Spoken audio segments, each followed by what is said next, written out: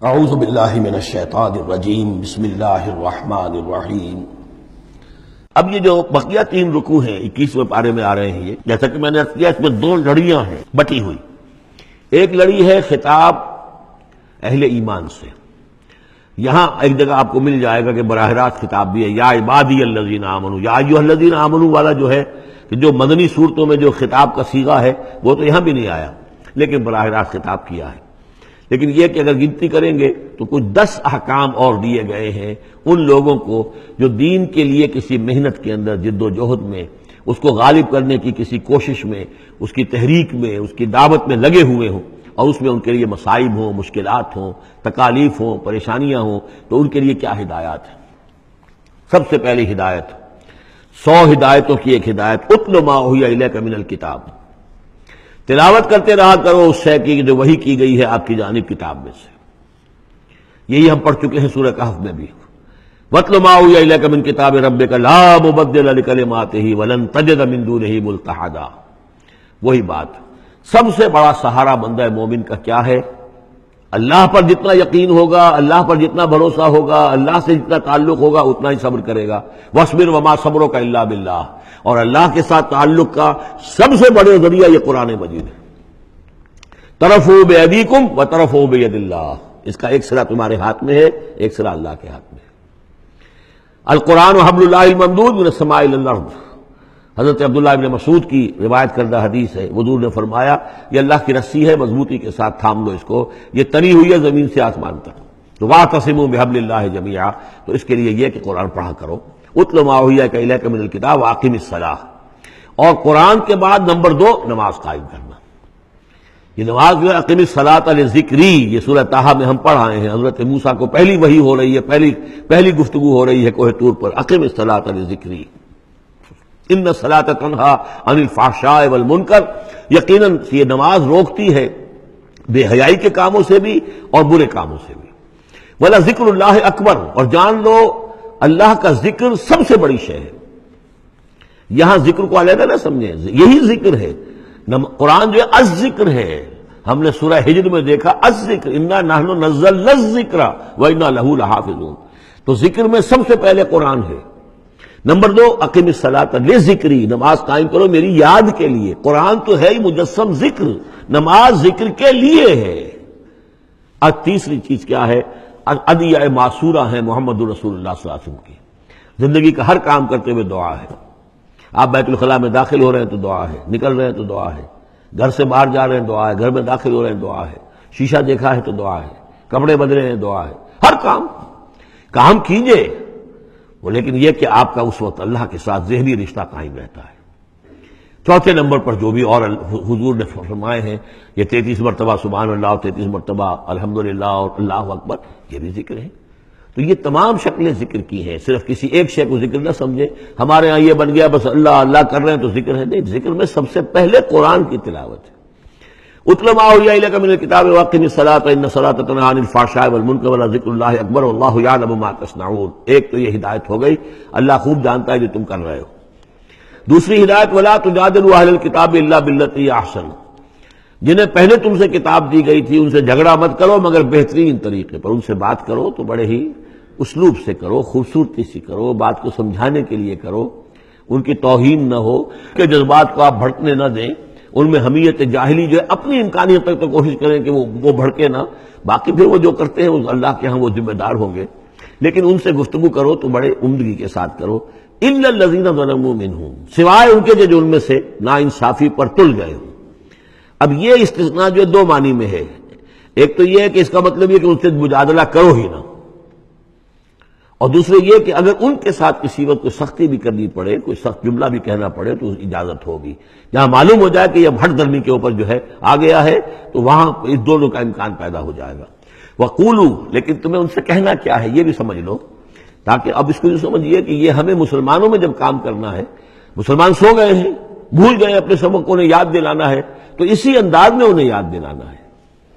قولوا آمنا بالذی انزل الینا وانزل الیکم، ان سے کہو بھائی ہم تو ایمان رکھتے ہیں اس پر بھی جو تو ہماری طرف نازل کیا گیا اور اس پر بھی جو آپ کی طرف نازل کیا گیا۔ وإلہنا وإلہکم واحد، اور یہ تو نہیں ہے کہ ہمارا خدا کوئی اور ہے تمہارا خدا کوئی اور ہے، ہمارا الہ اور تمہارا الہ ایک ہی تو ہے، وَنَحْنُ لَهُ مُسْلِمُونَ، اور ہم تو اسی کے سامنے فرما بردارانہ اپنا سر جھکا چکے ہیں۔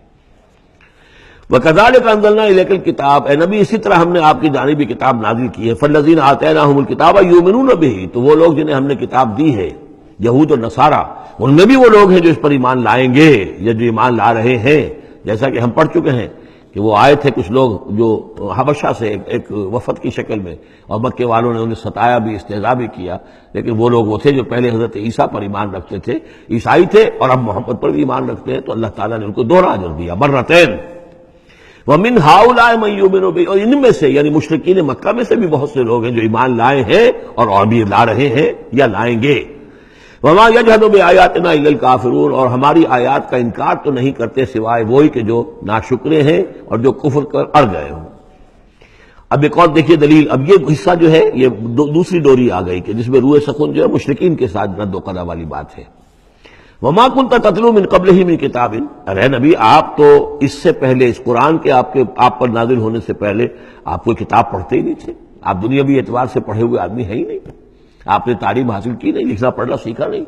وَلَا تَخُطُّهُ بِيَمِينِكَ، نہ ہی آپ اپنے داہنے ہاتھ سے کچھ لکھتے تھے، کوئی کتاب لکھتے تھے، نہ پڑھتے تھے نہ لکھتے تھے۔ اِذًا لَارْتَابَ الْمُبْطِلُونَ، تو اس شکل میں تو ان کو جو اس کو باطل قرار دے رہے ہیں یہ لوگ جو جھوٹے کہہ رہے ہیں محمد کو، اس شکل میں تو پھر ان کے پاس کوئی کا کوئی شک کرنے کی گنجائش ہو جاتی کہ یہ بڑا لکھنے پڑھنے والے آدمی تھے، مشق کرتے کرتے بہت اچھی چیزیں بھی لکھنے لگے ہیں، اب ان کی زبان جو ہے مچ گئی ہے، قلم جو ہے وہ مچ گیا ہے، لہذا اب قرآن جیسی شے بھی تصنیف کر لی انہوں نے۔ اگر پہلے سے یہ عمل ہوتا، لیکن تم تو جانتے ہو کہ ہمارے اس نبی محمد نے صلی اللہ علیہ وسلم انہوں نے تو کبھی لکھنا پڑھنا سیکھا ہی نہیں۔ وَمَا كُنْتَ تَتْلُو مِن قَبْلِهِ مِن كِتَابٍ، اے نبی آپ تو نہیں پڑھا کرتے تھے اس کتاب سے پہلے کوئی کتاب، وَلَا تَخُطُّهُ بِيَمِينِكَ، اور نہ آپ اسے اپنے داہنے ہاتھ سے لکھتے تھے، اِذًا لَارْتَابَ الْمُبْطِلُونَ، تب تو ان لوگوں کو شک کرنے کی گنجائش پیدا ہو جاتی۔ بل هُوَ آیاتٌ بَيِّنَاتٌ فِي صُدُورِ الَّذِينَ أُوتُوا الْعِلْمَ، بلکہ یہ تو آیات بینات ہیں، بڑی روشن ان لوگوں کے سینوں میں جنہیں علم دیا گیا ہے، وہ جانتے ہیں سابقہ جو کتابوں والے ہیں۔ وَمَا يَجْحَدُ بِآيَاتِنَا إِلَّا الظَّالِمُونَ، اور ہماری آیات کا انکار نہیں کرتے مگر وہی جو ظالم ہیں۔ وَقَالُوا لَوْلَا أُنزِلَ عَلَيْهِ آيَاتٌ مِّن رَّبِّهِ، اور وہ کہتے ہیں کہ کیوں نہیں نازل کی جاتی ان کے اوپر کوئی نشانیاں ان کے رب کی طرف سے، وہی باتیں جو مستقل طور پر چلی آ رہی ہیں۔ قُلْ إِنَّمَا الْآيَاتُ مِنْ اللَّهِ، نبی کہہ دیجئے نشانیوں کا اختیار کل کا کل اللہ کے ہاتھ میں ہے، وَإِنَّمَا أَنَا نَذِيرٌ مُّبِينٌ، اور میں تو صرف واضح طور پر خبردار کر دینے والا ہوں۔ أَوَلَمْ يَكْفِهِمْ أَنَّا أَنزَلْنَا عَلَيْكَ الْكِتَابَ يُتْلَىٰ عَلَيْهِمْ، کیا ان لوگوں کے لیے یہ نشانی کافی نہیں ہے کہ اے محمد ہم نے آپ پر یہ کتاب نازل کر دی ہے جو ان کو پڑھ کر سنائی جا رہی ہے؟ کیا یہ قرآن معجزہ نہیں ہے؟ کتنی مرتبہ ان کو چیلنج کیا گیا اس قرآن جیسی ایک صورت ہی بنا لاؤ، 10 صورتیں بنا لاؤ، کیا یہ معجزہ نہیں ہے؟ کیا یہ عاجز نہیں آ چکے ہیں؟ اولم یکفہم، تو کیا یہ نشانی ان کے لیے کافی نہیں؟ اگر تو حق کا طالب ہو، ہدایت کا طالب ہو، تو یہ نشانی بھی کافی ہے۔ اولم یکفہم انا انزلنا علیک الکتاب یتلی علیہم ان فی ذلک لرحمۃ وذکری لقوم یؤمنون، یقیناً اس میں رحمت ہے اور یاد دہانی ہے، تذکیر ہے ان لوگوں کے لیے کہ جو مانتے ہیں۔ قل کفی باللہ بینی و بین شہیدا بینکم شہیدا، کہہ دیجئے میرے اور تمہارے درمیان اللہ کافی ہے بطور گواہ، وہ جانتا ہے کہ اس نے مجھے رسول بنایا ہے، وہ جانتا ہے کہ قرآن اس نے مجھ پر نازل کیا ہے۔ یعلم ما فی السماوات والارض، وہ جانتا ہے جو کچھ کہ آسمانوں میں اور زمین میں ہے۔ والذین آمنوا بالباطل، اور وہ لوگ جو باطل پر ایمان رکھتے ہیں، وکفروا باللہ، اور اللہ کا کفر کرتے ہیں، اولئک هم الخاسرون، یقیناً وہی لوگ ہوں گے جو خسارے پانے والے ہیں۔ ویستعجلونک بالعذاب، یہ جلدی مچا رہے ہیں کہ لے آؤ عذاب، ولولا اجل مسمى، اور اگر پہلے سے ایک وقت معین طے نہ ہو چکا ہوتا، لجاءہم العذاب، تو پھر ان پر عذاب آ چکا ہوتا، ولیاتینہم بغتۃ، اور وہ ان پر آئے گا تو اچانک آئے گا، وہم لا یشعرون، اور انہیں پتہ بھی نہیں ہوگا۔ یستعجلونک بالعذاب، یہ نبی پھر دوبارہ یہ الفاظ آئے، نوٹ کیجئے، بہت لطیف بات ہے، یہ عذاب کی جلدی مچا رہے ہیں۔ وَإِنَّ جَهَنَّمَ مُحِيطَةٌ بِالْكَافِرِينَ، حالانکہ جہنم ان کا احاطہ کر چکی ہے۔ یہ ایسے ہی ہے کہ جیسے کسی شہر کے باہر دشمن آ چکا ہو اور اس نے محاصرہ کر لیا ہو، شہر والوں کو پتہ ہی نہ ہو، تو اس طریقے سے وہ چونکہ غیر مرئی ہے جہنم، نظر نہیں آ رہی، ورنہ حقیقت میں تو جہنم ان کا احاطہ کر چکی ہے۔ یوم یغشاہم العذاب، جس دن کے عذاب ان کو آ کر ڈھانپ لے گا، ان پر چھا جائے گا، من فوقہم ومن تحت ارجلہم، ان کے اوپر سے بھی اور ان کے نیچے سے بھی، ان کے قدموں کے نیچے سے بھی۔ ویقول ذوقوا ما کنتم تعملون، اور پھر کہا جائے گا چکھو اپنے کرتوتوں کا مزہ۔ صدق اللہ العظیم۔